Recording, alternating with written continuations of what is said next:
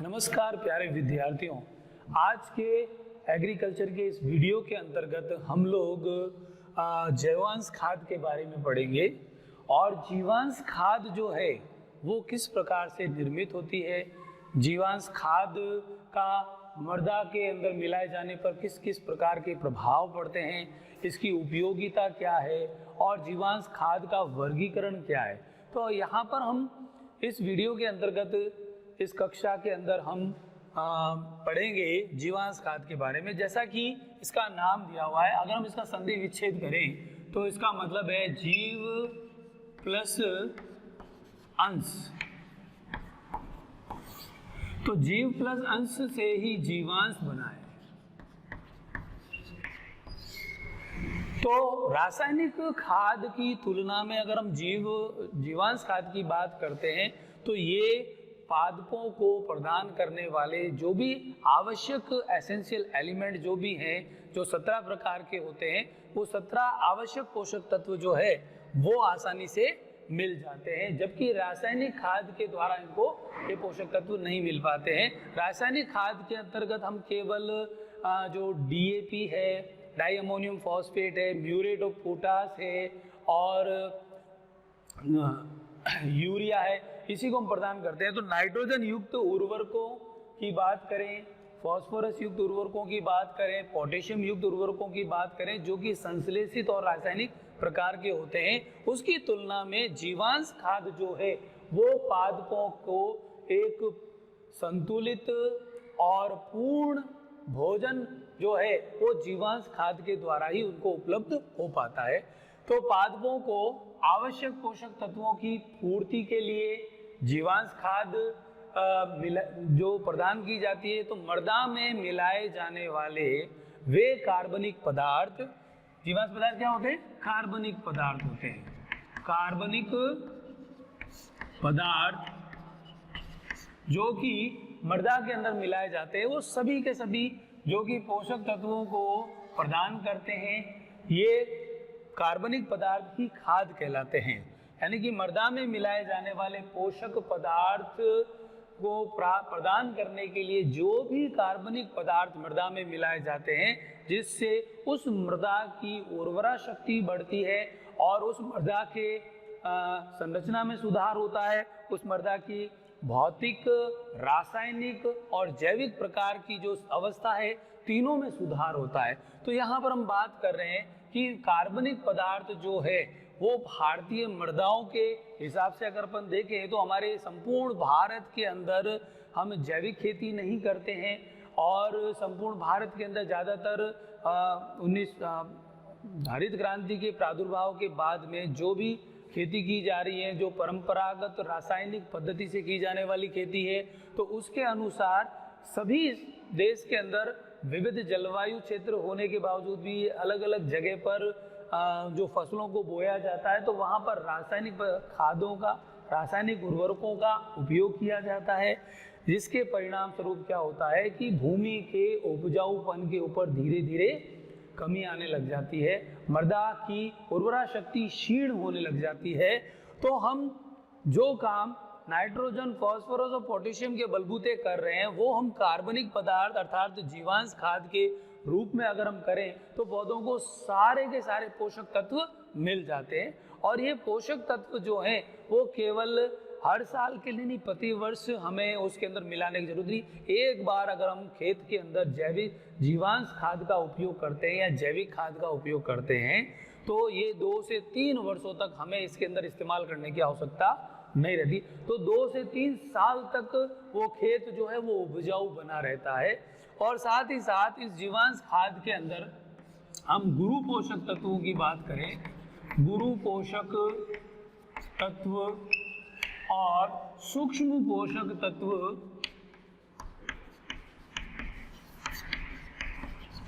ये दोनों ही इसके अंदर मौजूद रहते हैं। जबकि जब हम रासायनिक पद्धति से जब हम खेती करते हैं तो हम उसके अंतर्गत केवल NPK को ही प्रदान कर पाते हैं। इसके अलावा हम सूक्ष्म पोषक तत्व या सूक्ष्म मात्रिक पोषक तत्व जो हैं उनको हम प्रदान नहीं कर पाते हैं, जिसमें आयरन है, मैंगनीज है, कॉपर है, कैल्शियम है, ठीक है ना। तो इस प्रकार के जो भी पोषक तत्व हैं जो कि 17 प्रकार के हैं इनमें, और ये सारे के सारे नहीं मिल पाते। लेकिन यहाँ पर हम बात करते हैं कि जीवांश खाद जो है वो हमारे लिए एक संपूर्ण, जो पूर्ण भोजन कह सकते हैं, संतुलित कह सकते हैं, ये संतुलित होता है, संतुलित एवं पूर्ण भोजन।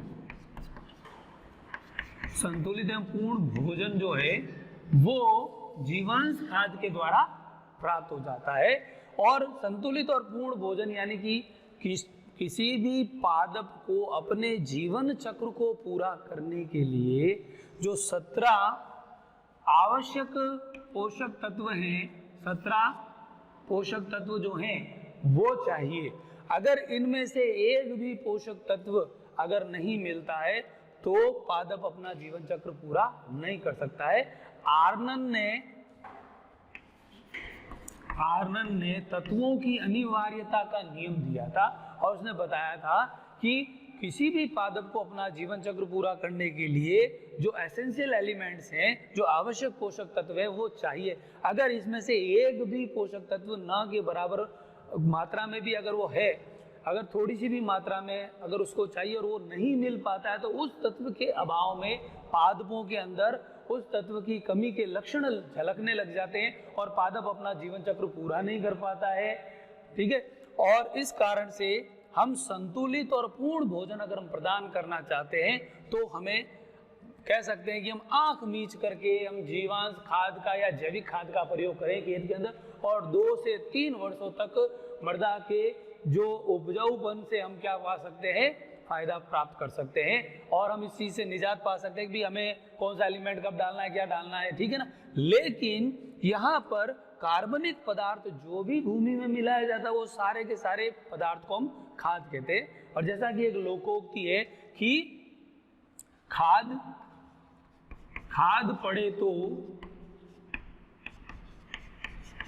खेत है और नहीं पड़े तो मिट्टी रेत है।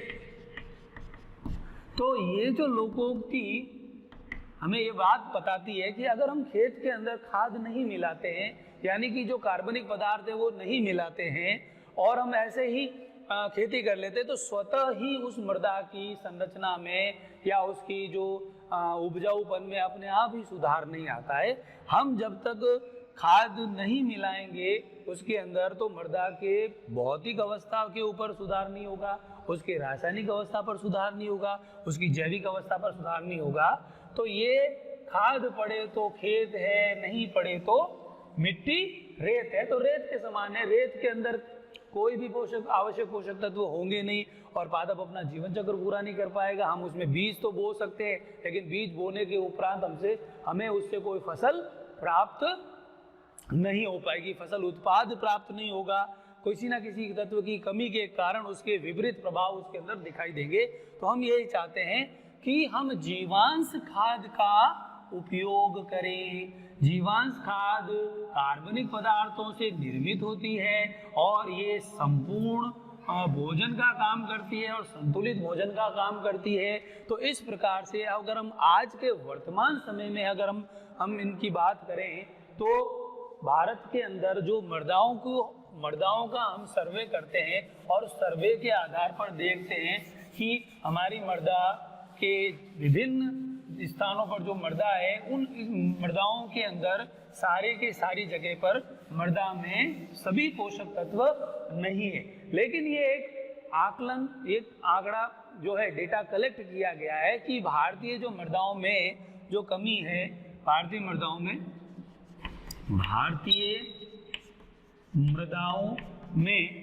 में जो पोषक तत्वों की कमी है तो 47% जो है, 47% जो है सूक्ष्म मात्रिक तत्व जो जिंक है, जस्ता जिसे अपन कहते हैं, जस्ता तत्व जो है उसकी कमी है और 11.5% जो है वो इसमें कॉपर तत्व जिसे अपन तांबा कहते हैं, तो तांबा तत्व की कमी है। 4.8% जो है, 4.8% जो है वो इसके अंदर, सॉरी 11.5% जो है इसमें लौह तत्व की कमी है, और इसे अपन आयरन कहते हैं, और 4.8% जो है तांबा तत्व की कमी है जिसे अपन कॉपर कहते हैं। इसके अलावा इस भूमि के अंदर, हमारे भारत के अंदर 4% जो मात्रा है वो मैंगनीज की Mn। तो ये पोषक तत्व जो है वो सूक्ष्म मात्रिक पोषक तत्व है, लेकिन गुरु पोषक तत्वों के साथ में ये शामिल नहीं होते हैं। और जब हम जैविक खाद देते हैं तो इन पोषक तत्वों की हम भरपाई कर सकते हैं, हम इसकी आपूर्ति कर सकते हैं जीवांश खाद के द्वारा। अन्यथा हमें अलग से क्या करना पड़ेगा, रासायनिक उर्वरकों का सहारा लेकर के इन पोषक तत्वों को ऐड करना पड़ता है, उस मृदा के अंदर मिलाना पड़ता है। तो भारतीय मृदाओं में मुख्य रूप से इन 4 सूक्ष्म पोषक तत्वों की कमी है, जिसमें 47% जस्ता और 11.5% लोहा और 4.8% तांबा और 4% मैंगनीज। तो इन पोषक तत्वों की कमी को ध्यान में रखते हुए हम चाहते हैं कि हम हमारे खेत के अंदर उन सारे पोषक तत्वों को प्रदान करें या आपूर्ति करें, उसके अंदर कार्बनिक पदार्थ या जीवांश पदार्थ या जैविक खाद को हम इसके अंदर क्या करें, मिलाते जाएं। तो हमारे जीवांश खाद के द्वारा जो है भूमि की उर्वरा शक्ति बनी रहेगी, और आप आसपास का जो वातावरण है वो भी क्या होगा, वो भी प्रभावित नहीं होगा, और पारिस्थितिकी तंत्र जो है वो भी प्रभावित नहीं होगा, और जो लाभदायक जो सूक्ष्म जीव हैं उनको भी वृद्धि करने में सहारा प्राप्त होगा। तो हम यहाँ चाहते हैं कि जीवांश खाद की उपयोगिता क्या है। जीवांश खाद जो है वो मुख्य रूप से जीवों से प्राप्त जो खाद है, जो जैविक तरीके से जैविक तरीके से तैयार की जाती है, ऐसी खाद का हम उपयोग करें तो हमारे भावी जीवन के अंदर हम मृदा के स्वास्थ्य को, मनुष्य के स्वास्थ्य को, पारिस्थितिकी तंत्र को, लाभदायक सूक्ष्म जीवों को हम क्या कर सकते हैं, उनको तैयार कर सकते हैं कि किसी भी प्रकार का कोई भी अनुषंगी प्रभाव या कुप्रभाव उनके ऊपर ना पड़े। तो ये सारी चीज़ों के बारे में बात कर रहे हैं। अब इसके बाद में हम बात करते हैं जीवांश खाद का जो प्रभाव है, क्या प्रभाव पड़ता है जीवांश खाद का प्रभाव। तो यहाँ पर हम जीवांश खाद के प्रभाव की बात करें तो जीवांश खाद के द्वारा मृदा की जो 3 अवस्थाएं वो प्रभावित होती हैं। पहली अवस्था जो है मृदा की भौतिक अवस्था पर प्रभाव, दूसरा मृदा की रासायनिक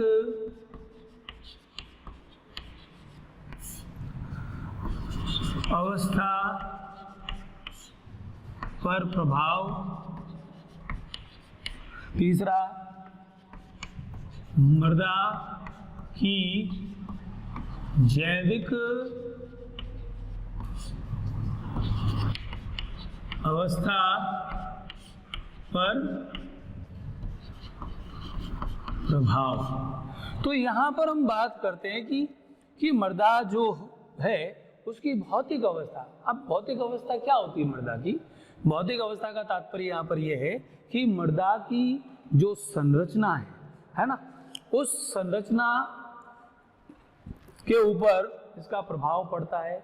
अगर मृदा की बहुत संरचना को देखें तो जो मृदा भारी है तो हल्की जो मृदा है उसके अंदर जीवांश खाद का जब हम प्रयोग करते हैं तो वो मृदा क्या हो जाती है, जीवांश खादों के कारण के उसकी भुरभुरापन उसके अंदर आ जाता है और वो जल धारण क्षमता को बढ़ाती है और उसके साथ साथ उसमें पोषक तत्वों का जो समावेश है वो अच्छे से हो जाता है। तो मृदा के भौतिक अवस्था को हम देखते हैं तो सबसे पहले वह उसकी संरचना, मृदा की जो संरचना है उसमें सुधार होता है। तो मृदा की संरचना मतलब जो भारी मृदा है वो हल्की हो जाती है, जो हल्की मृदा है वो भारी हो जाती है, और उसके अंदर किसी भी प्रकार से मिट्टी के अंदर जो कण है वो भुरभुरेपन हो जाते हैं, उसमें आसानी से वायु का संचार हो सकता है। उस मृदा के अंदर उसकी संरचना को सुधार के देखते हैं तो भुरभुरापन है ना, तो भुरभुरापन जो है वो मृदा में होना जरूरी है। तो हल्की मृदा होगी तो वो आसानी से क्या होगी, जल के द्वारा और वायु के द्वारा क्या हो जाएगा, उसका अपरदन हो जाएगा। और इस कारण से हम मृदा के भुरभुरेपन को देखें और मृदा के अंदर वायु का जो संचार है वो वायु संचार अच्छे से होता है, ठीक है। भुरभुरापन उसके अंदर आ जाता, उसकी संरचना सुधरती है। मृदा के अंदर जो अपरदन की अपन बात करें तो मृदा अपरदन कम हो जाता है, और साथ ही साथ मृदा के अंदर क्या होता है कि मृदा के कणाकार में सुधार होता है, ठीक है। और साथ ही साथ मृदा की जो भौतिक अवस्था की बात करें कि उसके भौतिक अवस्था यानी कि उसके अंदर नमी जो है वो नमी की मात्रा भी क्या होती है, इसके अंदर बनी रहती है, नमी बनी रहती है, ठीक है।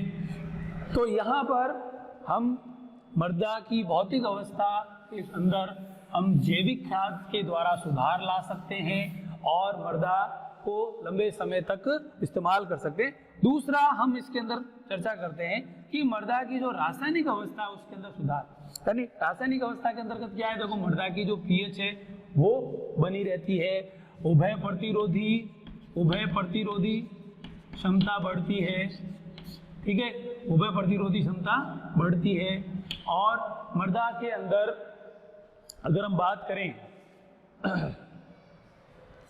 कि जो मृदा के अंदर जो पोषक तत्व हैं वो पोषक तत्व जो स्थिर अवस्था में होते हैं और उनके उपलब्धता के लिए भी ये जैविक खाद क्या करती है, आसानी से उन तत्वों को उपलब्ध कराती है। जैविक खाद के रासायनिक प्रक्रिया की अपन बात करें तो मृदा के अंदर जो भी पोषक तत्व होते हैं उन पोषक तत्वों को प्रदान करने के लिए उनकी जो पीएच है वो मेंटेन हो जाती है, उभय प्रतिरोधी क्षमता बढ़ती है।